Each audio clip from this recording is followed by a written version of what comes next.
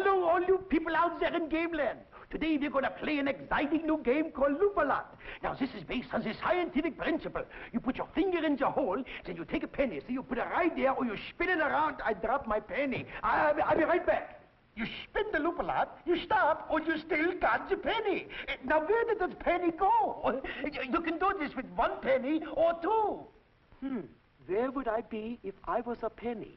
Penny? Aha! Here we are. You see, it's the centrifugal force, the in going to the out, which keeps the penny in place. And then you get to be a super looper. You can use 1, 2, or 3 pennies. Loop-a-Lot is a poker game. So is Monopoly. Oh.